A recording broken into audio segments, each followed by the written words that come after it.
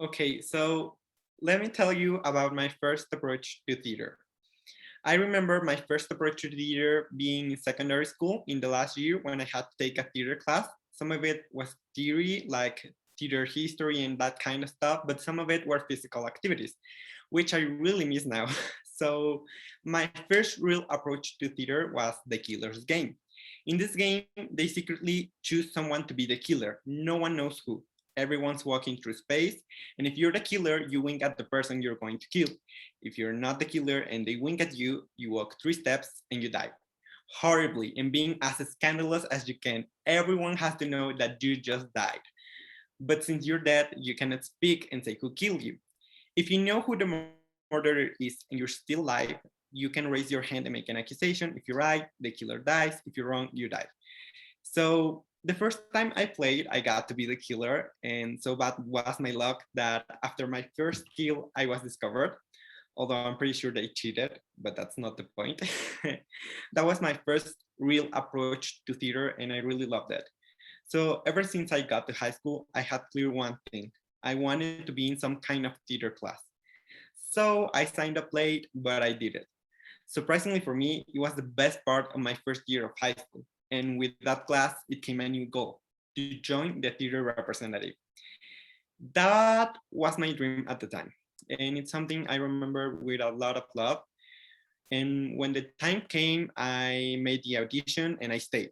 I was the happiest person in the world at the time. And I met some of the most great people I've ever met. And I gradually got to know more about the theater representative and the projects I was going to be a part of. And one of the most beautiful, in my opinion, is Narradores por tu Seguridad. In collaboration with the federal police, the theater representative the place for little children, in which they were taught to answer extortion calls about happiness, how to react to bullying, control your emotions, and more. It was a beautiful project. It is a beautiful project. It was very nice, and we went to many elementary schools to present this funny place with such important teachings. And a certain presentation, we had to do the play in a smaller classroom. So they divided the kids into 2 groups. Before recess, we presented for the smaller kids, and after for the older ones.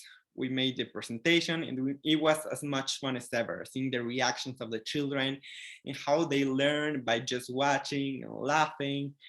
And then when recess came, the children left the classroom and we stayed waiting for the recess to finish for the second presentation we will make. Then little children came to the door of the classroom with their homework notebooks and they started asking us for autographs. It was uh, very funny and one of the best moments of my life. It was so beautiful, and even a little girl told us that she wanted to be like us.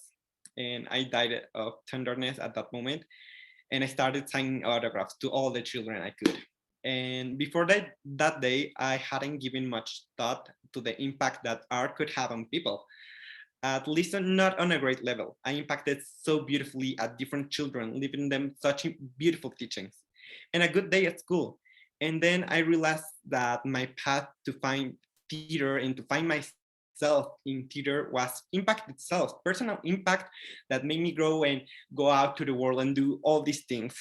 And from then on, I was very, very fond of art, especially art history, seeing stories of how other people were impacted by art and the importance of art in society. I just loved it. And I started seeing other stories like mine about people that had a personal impact with art or a society impact with art. So the first one is Yayoi Kusama, that as a child, she had several problems within her family. And those same problems caused her many, many traumas. Her mother suspected that her father was cheating on her and sent Yayoi to spy when she was little.